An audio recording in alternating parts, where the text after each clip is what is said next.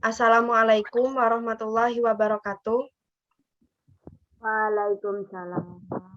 Bagaimana kabarnya anak-anak?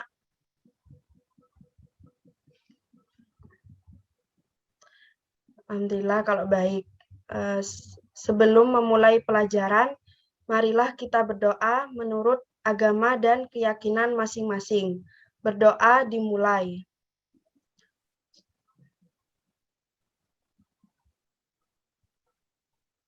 Amin. Selesai. Hari ini kita akan membahas materi tentang sholat Jumat. Bagi umat muslim, sholat Jumat adalah ibadah yang penting. Sholat Jumat juga dapat diartikan sebagai ibadah yang wajib dilaksanakan oleh laki-laki setiap hari Jumat. Adapun niat sholat Jumat, pasti yang laki-laki sudah tahu ya niat sholat Jumat itu seperti apa.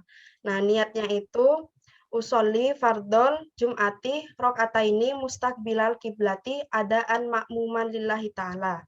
Yang artinya, aku berniat sholat Jumat 2 rakaat makmum karena Allah Ta'ala.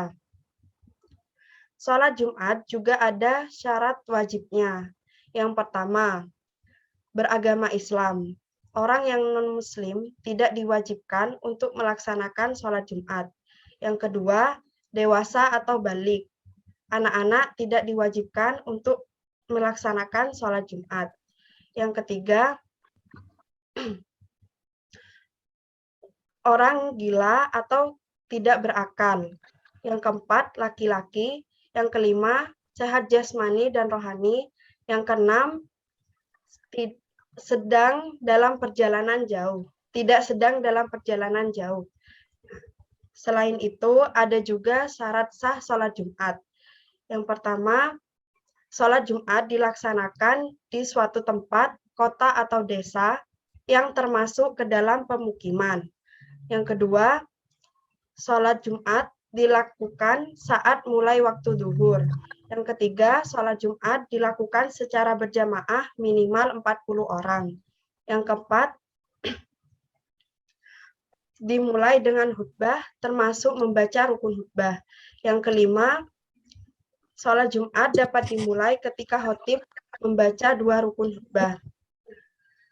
Selain itu, agar khutbah sholat Jumat itu jadi sah, maka perlu memperhatikan hal berikut ini. Khutbah Jumat, isi khutbah Jumat dapat didengar oleh seluruh jamaah. Dari khutbah pertama sampai khutbah kedua.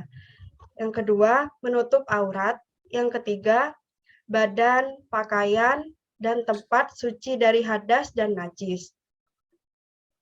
Selanjutnya, ada sunnah sebelum sholat Jumat. Nah, satu, sunnah sholat Jumat itu mandi sampai bersih. Yang kedua, memotong kuku, mencukur kumis. Yang ketiga, memakai pakaian yang rapi, diutamakan berwarna putih. Yang keempat, memakai wangi-wangian. Yang kelima, saat menuju ke masjid, mendahulukan kaki kanan dan membaca doa sebelum masuk masjid. Yang keenam, melaksanakan sholat tahiyatul masjid. Yang ketujuh, beriktikaf, membaca ayat Al-Quran, berzikir, dan bersolawat. Yang ke-8, berhenti berzikir ketika khatib menyampaikan khutbah. Yang terakhir, ada adab sholat Jumat. Nah, adab sholat Jumat ini ada 2. Yang pertama, meluruskan shaf. Jadi kalau ada shaf yang kosong itu diisi. Karena kesempurnaan sholat Jumat sholat berjamaah itu ketika shafnya lurus dan rapi. Yang kedua, jemaah dilarang berbicara. Alasannya karena kalau kita berbicara saat khatib menyampaikan khutbah itu, ibadahnya kita itu sia-sia, pahalanya dikurangi. Seperti itu. Mungkin ada yang kurang jelas atau ada yang mau ditanyakan. Kalau ada, nanti yang bertanya nanti ada tambahan nilai. Mungkin ada yang mau ditanyakan?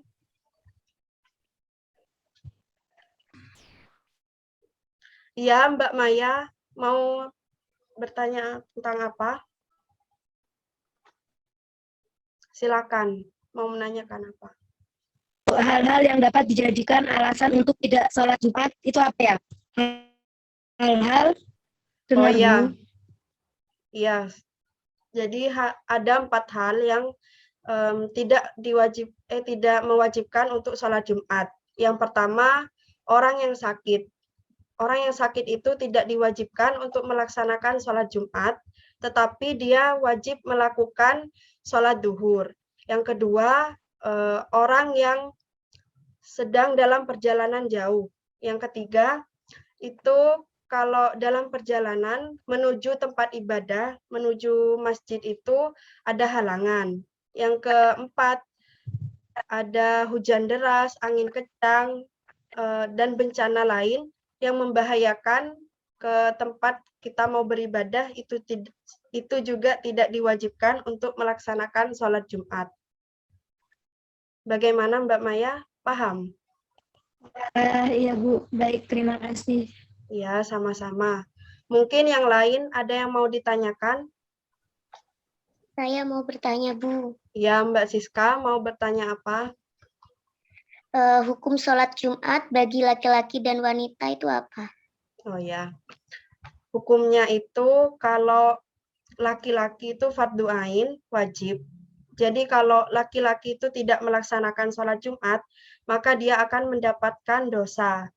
Kalau tidak melaksanakan tiap hari Jumat itu tidak melaksanakan, itu bisa disebut kafir. Nah, gitu. Kalau untuk perempuan, para ulama itu sudah bersepakat kalau perempuan itu tidak diwajibkan untuk melaksanakan sholat Jumat. Sebagaimana sabda Nabi Muhammad SAW, sholat Jumat adalah sholat yang dilaksanakan secara berjamaah atas umat muslim, kecuali 4 golongan, yaitu hamba sahaya, wanita, anak-anak, dan orang yang sakit. Seperti itu. Bagaimana Mbak Siska, paham? Paham, Bu. Iya, sama-sama. Mungkin yang lain? Saya, Bu. Iya, Mbak Aminin mau bertanya apa?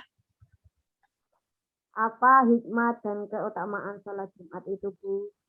Oh ya, hikmahnya itu kita termasuk orang yang memuliakan hari Jumat.